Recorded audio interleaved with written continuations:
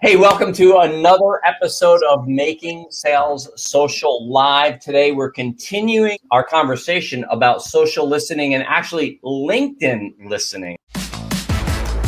Welcome to Making Sales Social Live, as we share LinkedIn and social selling training, strategies, and tips that will have an immediate impact on your business. Join Bill McCormick, Brynne Tillman, and me, Bob Woods, every week. Making Sales Social Live. This is the recorded version of our weekly Making Sales Social Live show. Yeah, who knew that you could go to LinkedIn for more things than just reading the news feed just to see what's going on, or just to take a 10-minute break at work or whatever. Yeah, no, this is really purposefully using LinkedIn to socially listen and understand what our prospects and our network care about. And this is important because what we want to do is, we've always been told, know what you want to say and what you want to say to people. Mm-hmm. And in this idea, what we want to do is listen so we know that we're saying the right thing. And that as we're reaching out, as we're creating content, as we're making sure we resonate with people, we're not talking about what we want to talk about, but we're talking about what it is our prospects and our clients want to hear. So you're adding value. Absolutely. And so here's the interesting thing, and I just kind of want to reframe what you just said. As salespeople or people in a business development role, we tend to want to talk about our products and services, the solutions we provide. And even if we think it's educational, like in our mind, we think, well, I'm educating them. It's typically only content that you care about, or potentially your competitors. The content that our buyers care about is very different. And there are all kinds of different ways to identify what it is that matters to them. And we're going to talk about a few things that you can do on LinkedIn today to better socially listen. And hi, Sandy, welcome. Hey, Phil. Hi, Bill. Great to have you here. What we say all the time is don't lead with your solution. And that's what we tend to do even in our content, like you said, Brynne. And what ends up happening, what I always say is that we end up sounding like the adults in a Charlie Brown cartoon when we lead with our solution. I want, because everybody's doing it. It's just white noise. So what we want to do is we want to lead with value, and we want to lead with insights. And the way that we do that is find out what matters to our prospects, what matters to our clients. So let's talk about some of the places and ways on LinkedIn where we can listen with our eyes, where we can socially listen to find out what's important to our prospects and our clients. So let's start with the company page of our prospects. That's a good place to start, right? There are a few things that I look at first. For me, I actually read about the company, because this is how the company describes them and what they do for their clients.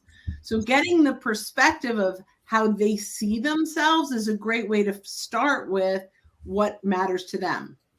Mm-hmm. Another thing, obviously, is what's the content they're sharing? What are the hashtags that they're using to engage? What are some other things that you do that you look at? Well, I'll go to just the content for a moment. Is if you do a deep dive in that, is who's engaging in that content? Are there people who are their end users that are engaging, or other companies? So that's good. But also, what are the problems and solutions that they're trying to solve with that content? So how are they trying to educate their end user? Because that's what they care about. So with that particular prospect, for that particular company, we can find content that might resonate with the decision makers we deal with if we find more content that answers those questions. I love that. Bob, anything you want to add to company pages? As Bill was going through everything, I was like, yeah, I was going to say that. Definitely have that covered, at least from my viewpoint. Yeah. So then let's just dive a little deeper into the hashtag piece, right? Yeah. So if they're using the company page well, and a lot of companies are today, they're using 3 hashtags. One of them may be their own hashtag. Often it is. Ours is, right? Our hashtag SSL Insights.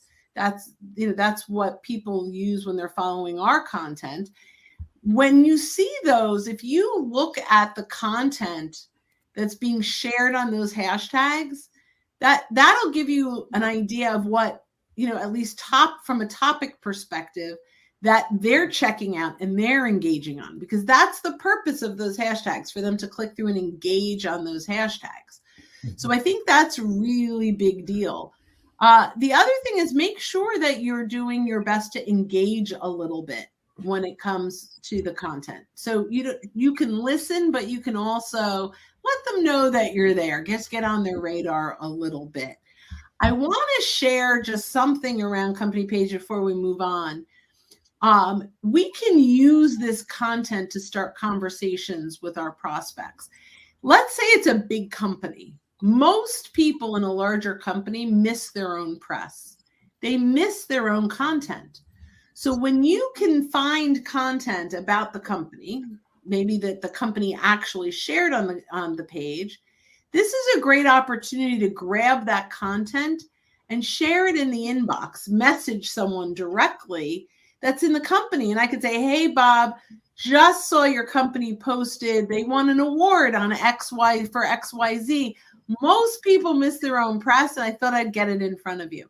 And so you can use those insights. I know we're talking about social listening, and I kind of went down a rabbit hole, but you can use those insights, right, to start conversations too. Right. And one of the things we are going to talk about, you've already started the discussion, is how we can use what we discover to start a conversation. So that's a great way to do that.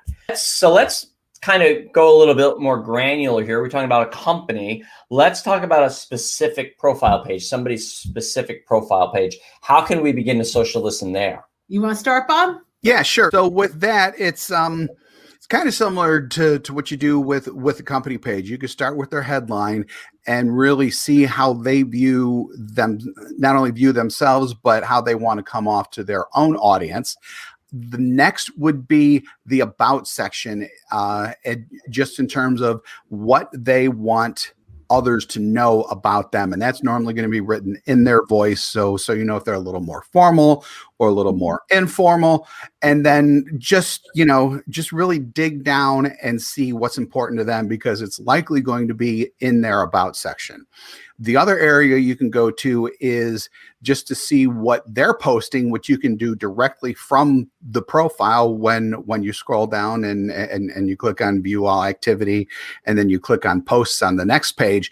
At that point, you really know what they're talking about, because they're sharing whatever it is they're sharing, and it's not the whatever it is part that's important, but they are going to be sharing the things that are important to them. And again, you get a feel for what type of person they are, more or less, in their shares as well. And you can base future content, if you want to send them content, or if you want to start a conversation with them off of LinkedIn, all of that type of intelligence, for lack of a better word. And I don't like using that word, but that's what it kind of is. I love the word intelligence. Yeah, it's the insights that you're gleaning. Insights. That's the word I was. Yeah, but those insights that you're gleaning help you to identify what matters to them, so you can start conversations around those topics. I love that. I'm going to throw in just really quickly, there's a relatively newer feature called Cover Story. And so there are a lot of people that may have included a video in their headshot. And so you can see, if they did, you're going to get some information about kind of ultimately what do they want their visitors to know. Those are good insights. And creator mode, it gives you an opportunity, when you turn that on in your dashboard, to choose 5 hashtags on the things that describe you. So you're choosing hashtags on the topics that you talk about. So if those things are popping up, I think those are great opportunities. Yeah, the hashtag one's really important too. I mean, hashtags are so important, and I think that sometimes people think that they're just Twitter, and people don't really do a lot with them on LinkedIn, blah blah blah. That's not right. People do a lot with hashtags on LinkedIn. So if you're on the hashtag train on Twitter but not on LinkedIn, definitely get your boarding pass to get on that train as well, because a lot of people are using hashtags on LinkedIn. So this information is so important that you need to hear it twice. Yeah. Right? We apologize for that. Here's the thing. If you're socially listening to someone on their profile, it's also going to put you on their radar, right? Because you're going to look at their profile. They're going to get a notification that you looked at their profile. It's also a great way, especially if it's one of your prospects, to begin to engage with them so that it warms that up. So you're not saying, the great LinkedIn pickup line, "Hi, Bob, I see we have some connections in common." That doesn't work. You're able to look and see information that you can then use in a connection request to say, "Hey, Bob, I really appreciate that post you did on the hashtag train wagon." See, I can't even say it once. So that you can really relate to the person. Remember, the great quote from Bob Berg from Endless Referrals is, at the end of all things being equal, people do business with people they know, like, and trust. How on LinkedIn do we get to know, like, and trust? Attract, teach, and engage. This is one of the areas where we're engaging with them so that they can begin to get to know us, and we can begin to get to know them. See, I can't even say it. It's all good. A few other things I want to point out, right? So they have probably taken the time to list their skills. These are actual words and phrases that they have decided they want to be known for. This is great opportunity for listening, right? Especially if you want to reach out to someone, maybe they're great at Excel, right? Okay, good. So now I reach out and say, "Hey, Bob, I see you're great at Excel. I'm wondering if you had any thoughts around X, Y, and Z," right? I'm just put it out there. They have determined this is their expertise. Our social listening allows us to leverage the way they see themselves. The other one is recommendations, both the ones they've received and the ones they've given. So the ones they've given are really great. You get to see kind of how they work in the world, how they communicate out there, and what they value from people. The ones they've received allow you to see who are their clients, how have they helped, what is the solution that they bring. Really powerful insights that can really help us understand our prospect better. There's another one too that we don't talk about as quite as much, and I tend to call them softer talking points, but you could use things like colleges and universities that they've gone to. Like, for example, and it just happened to me this morning, I was talking with a gentleman who went to Michigan State University. I'm a big Ohio State fan. If you're into sports, or even if you're not into sports, there's more conferences, where we ended up talking about Big Ten stuff for a couple of minutes. It's definitely not business related, but when it comes to the know, like, and trust mantra, if you can make those real personal connections, that's just icing on the cake, basically. And you can also get those from the from like volunteering and things like that too. If you share similar interests in that, like, I'm a member of a fraternal organization that's nationwide, but in my church, if I see that somewhere else, I'll talk about that. In fact, I've had people bring that up with me as well. So just a wealth of information that you can socially listen to really get that trust going more. Yeah, and it could go to past companies that they work for, and this really opens up, layers. Really, if you look at that, it opens up layers where you can then reach out and go deeper. And really, what we're looking to do is we're looking to find a point of context with them that will allow us to start a conversation, to connect with them, to start a conversation that may lead down to a sales conversation when the time is right. But we have to start somewhere, and we can't start with, "Hey, Brynne, we help companies just like yours," because that starts it and finishes it all in one shot. Yep. Exactly. So we have a question from Bruce. I know this may be a loaded question. When you meet someone at a conference, do you connect on LinkedIn, Facebook, or Instagram? I connect LinkedIn only.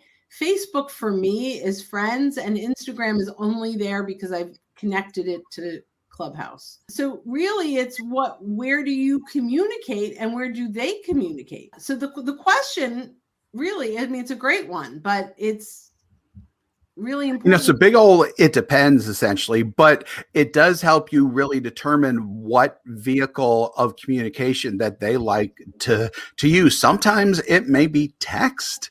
Sometimes it may be just the phone, or sometimes it's like, I only email. And that's great for that's great for communication. But I think I believe LinkedIn from a business perspective is the best way to connect. Here's what you learn. And we know this. LinkedIn has taught us that there is a 20% turnover year over year. That means 1 out of 5 of everyone you're talking to is leaving where you're talking to them, right? So when you're on LinkedIn, it's self-updated. They get a new job, you now know where they are. So I think for me, LinkedIn is the answer. And now with the great resignation, that 20% may be higher now. I'm not sure. I just heard that term like a couple of weeks ago. But I'll say this, what is that person to you when you meet them at that conference? Are they a prospect? Are they a networking partner? Are they just someone that you've met and you like them and you want to connect with them further to explore possibilities? So it starts there, and then determine, okay, then what's the best way that they want to be communicated with? Because if my best way is LinkedIn, but they don't have a LinkedIn account, but then again, in our situation, if they don't have a LinkedIn account, they're probably not my ideal prospect. Right. So it's kind of that level. And so I agree with you, Brynne. You have to determine that and then figure out what's going to work best for you in your situation. But you also have to take into consideration, where are they going to connect and communicate with you at what point? Yeah. So let's get back to the social listening piece. We're going to recap social listening, right? Make sure you are looking at the company pages of your prospects. Mm-hmm. Read how they talk about themselves. Read the posts. Look at who's engaging. Look at their hashtags. Look at your prospects' profiles. And by the way, there are typically way more than one person that's your lead inside of an account. The Challenger's customer tells us there are 6.8 decision makers on any complex sale, enterprise sale. I'd hate to be the 0.8, but so it's not just one person. Look at all the people. You can also look at the activity of other people inside the organization that will be impacted by your solution. So there's so many things that we do, but look at their profile, read their headline, read their about section, go look at their featured section for the content they're sharing, go to their activity and see what they're posting and engage. Look at their title, how they describe their job description, their recommendations, and their skills. Did I recap everything? I think you got it all. Boom. Woo! So this was fun, guys. Yeah. This is great. And so catch us on our next episode of Making Sales Social Live. We'll see you then. Don't miss an episode. Visit socialsaleslink.com/podcast. Leave a review down below. Tell us what you think, what you learned, and what you want to hear from us next. Register for free resources at linkedinlibrary.com. You can also listen to us on Apple Podcasts, Spotify, Stitcher, and Google Play. Visit our website, socialsaleslink.com, for more information.